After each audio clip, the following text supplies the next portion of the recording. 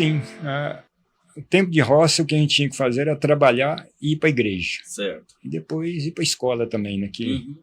Aí é quando sobrava tempo, que inclusive a gente deixava de ir para a escola para trabalhar algumas vezes, né? Tinha que ajudar o pai na época de colheita, alguma coisa nesse sentido, algumas né? coisas nesse sentido. E inclusive a minha irmã mais velha, faleceu agora ano passado, era a minha professora lá do primário, até o terceiro ano, que eu só dava aula até o terceiro, depois que a gente ia para um povoadozinho que era o Joselândia hoje, né? Entendi. E aí então a gente trabalhava junto com o pai na roça, né? Candeando boi, arando terra, puxando qualquer coisa com carro de boi, e depois fazendo rapadura, capinando cana, milho, arroz, feijão, que plantava por lá. Né? Fez mal o senhor trabalhar, porque aos 13 anos você já foi estudar com os salesianos, para se tornar um salesiano. E continuei trabalhando, inclusive o que eu mais fiz com os salesianos foi esse trabalho. Voltando lá ao tempo de vida religiosa, né? No mês de maio tinha um altarzinho de Nossa Senhora que se fazia lá no seminário. E aí um dos recados que eu recebi, né, que a gente colocava lá todo ano, colocava lá uns pensamentos da Bíblia, né? No começo do mês, aí no final do mês, encerramento do mês de maio, então tinha lá a devolução. Então a gente ia lá e pegava um pensamentozinho que tinha lá da Bíblia, certo. Lá no altarzinho de Nossa Senhora. Né? Aí um dos pensamentos foi a segunda carta aos Tessalonicenses, capítulo 3, versículo 10, quem não trabalha também não deve comer, né? Então, como eu já vivia muito esse espírito de trabalho na infância, né, então aí continuei muito com esse espírito. Entendi. Lá na roça, podemos falar que é assim, né? Lá na vida, na roça lá. Tem muita satisfação saber que eu nasci na roça e continuo da roça. Coisa boa. Eu saí da roça, mas a roça não saiu de mim. Essa é a essência, essa é a essência. Como que era a vida suas lá?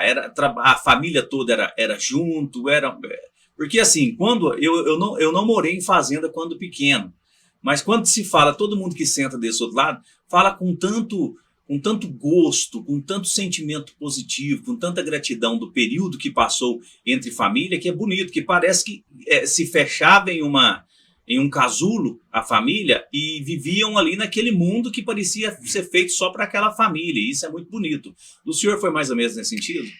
Muito nesse sentido.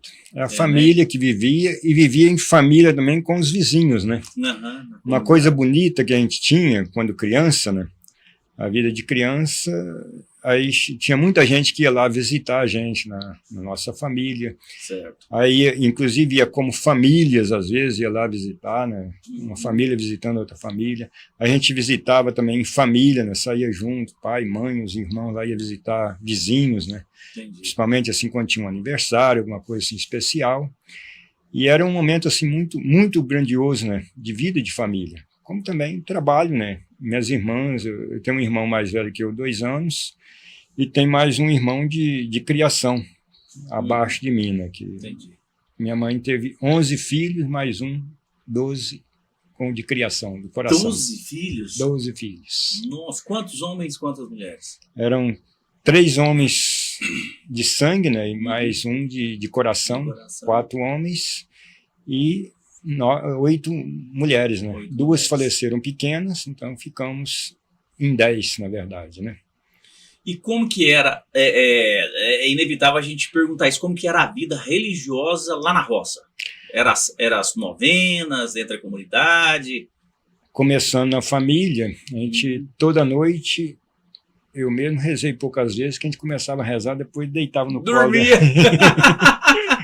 Mas a gente rezava o terço, né? Toda noite em família. Nossa, que bonito. E depois, todo domingo, né? A gente tinha a missa, né? Que era em Joselândia, né? São José do Carrapicho, meu Carrapicho. Eu costumo falar meu Carrapicho, né? Sim. Então vamos ficar com meu Carrapicho, que é mais bonito. Mais saudosista, mais sentimental. Então, meu Carrapicho, a gente tinha a missa num domingo, o primeiro domingo do mês, se não me engano. E aí depois, no segundo domingo, ia em Piranguita, que era uma outra comunidade, tinha ao lado. Então, o pároco era o mesmo, né? Mas aí tinha 2 comunidades que moravam mais ou menos no meio.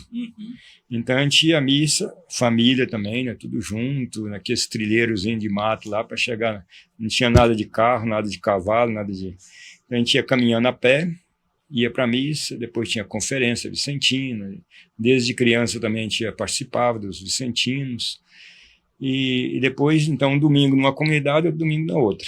Aí o primeiro domingo e terceiro num, o segundo e quarto na outra. E o quinto, aí dependia do padre que marcava onde que a gente deveria ir, né? Entendi. Então era uma vida assim também muito de oração, muito de celebração nos domingos. Ligação com Deus. Uma coisa que marcou muito também essa questão da vida religiosa em família lá no meu carrapicho, né, foi o mês de maio.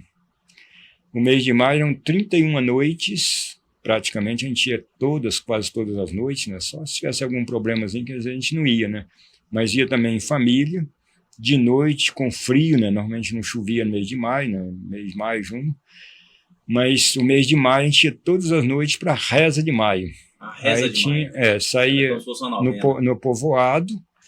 Aí, cada noite saía a imagem de Nossa Senhora com andor, né? Saía de uma casa, então a gente ia para a igreja e lá tinha um terço cantado, tinha ladainha cantada, e tinha, depois lá terminada a coroação de Nossa Senhora todas as noites pelas crianças, as meninas, na verdade. E depois aí tinha lá umas barraquinhas lá com as coisinhas lá da roça também, com um leilãozinho lá que o pessoal gritava. Um biscoitinho, um pãozinho de queijo. Pãozinho de queijo, quase sempre. Umas coisinhas da roça também lá de frutas, legumes e coisa que cada um trazia, botava lá e rematava, fazia binguinho, essas coisas todas de festa mesmo, de 31 noites. E mês de junho continuava o Coração de Jesus. Aí já era os meninos que faziam a coroação do Coração de Jesus.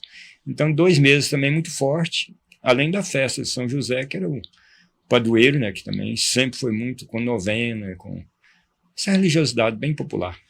O João, naquela época, lá era o Joãozinho. Não sei se a família já chegou a chamar de Joãozinho. Era Joãozinho ia para a celebração feliz ou às vezes ficava meio com preguiça?